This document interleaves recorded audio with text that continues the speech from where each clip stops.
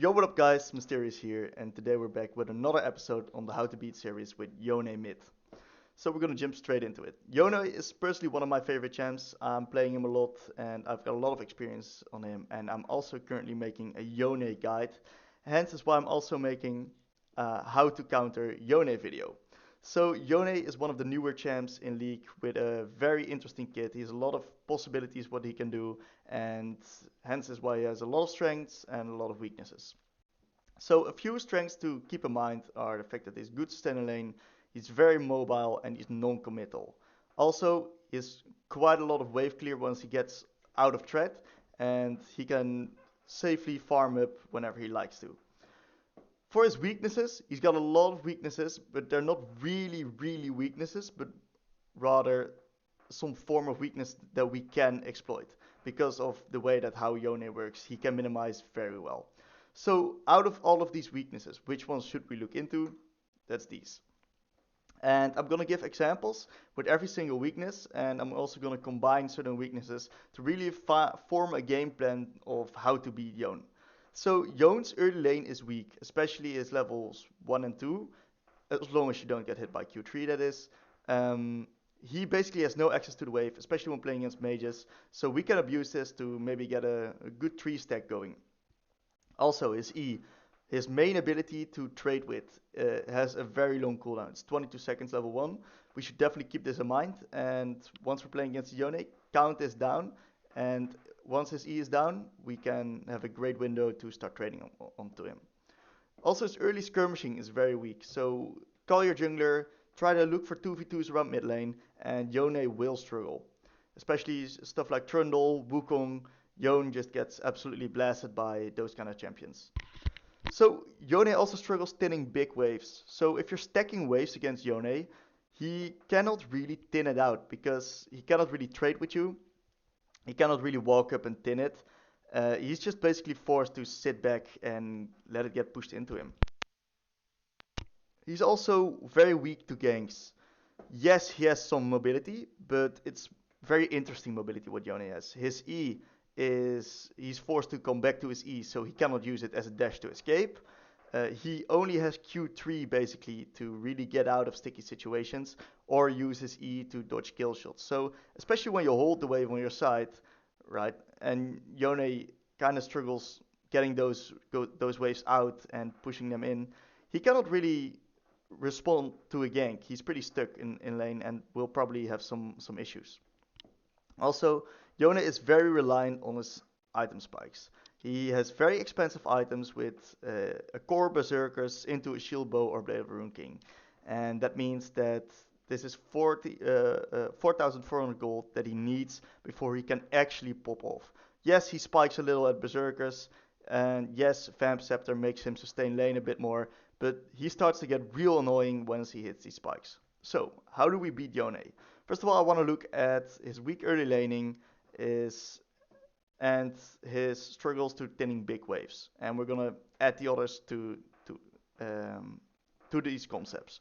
So, because of his weak early lane, and because he struggles thinning big waves, we want to play the waves against Yone. Because he has a lot of sustain in lane, we want to play it smart, stack waves. For example, if we're a mage playing, we're playing Victor, we want to opt in for 3 stack into a crash, then we bounce it out and we try to hold it on our side. Once we hold it on our side, right, what we can do is we can move on to the next step. We can call our jungler because Yone is pretty stuck at that moment. He cannot really escape those ganks, he cannot really shove out the lane, and he's very weak in skirmishing. So this is a very great opportunity on how to beat Yone in lane.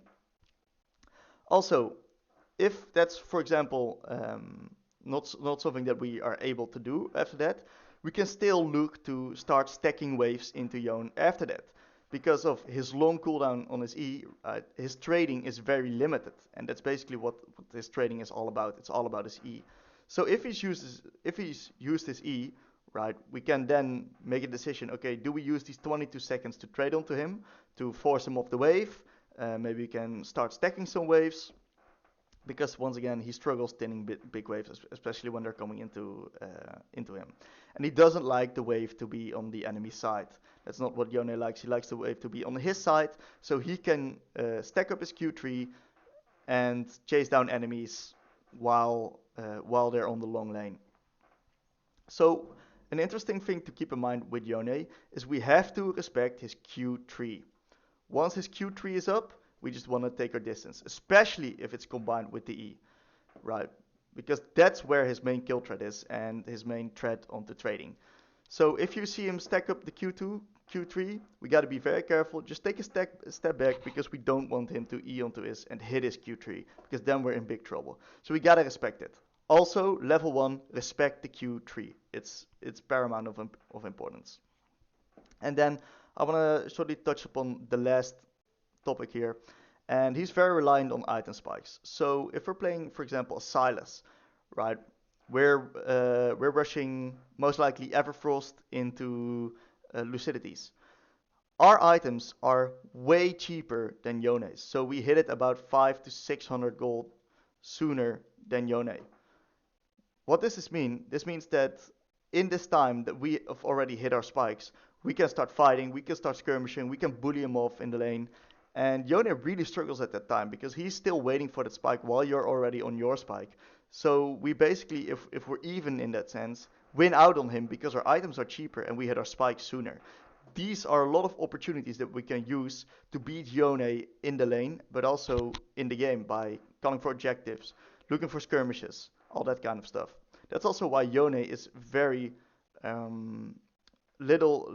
picked very little in pro play because his item spikes are so damn expensive, and currently it's all about item spikes. And also he's very susceptible to good team play because if you play consistently, if you play smart, and if you play the waves together with a jungler that's hovering, Yone just really struggles. So how do we actually beat Yone? We beat Yone by respecting his Q3 and thinking about his E cooldown. Moreover, we beat Yone by abusing his weak early lane and stacking waves into him. Then, last but not least, we want to call our jungler to make the mid lane a 2v2, to pressure Yone off the waves, and to play around his weak mobility to escape ganks. These are the three things that we have to keep in mind when we play against Yone, and if we succeed in this, Yone will struggle because once Yone is behind, his game is just a complete mess. So if you guys have any more questions, leave it down below in the comments. Also, some feedback is much appreciated.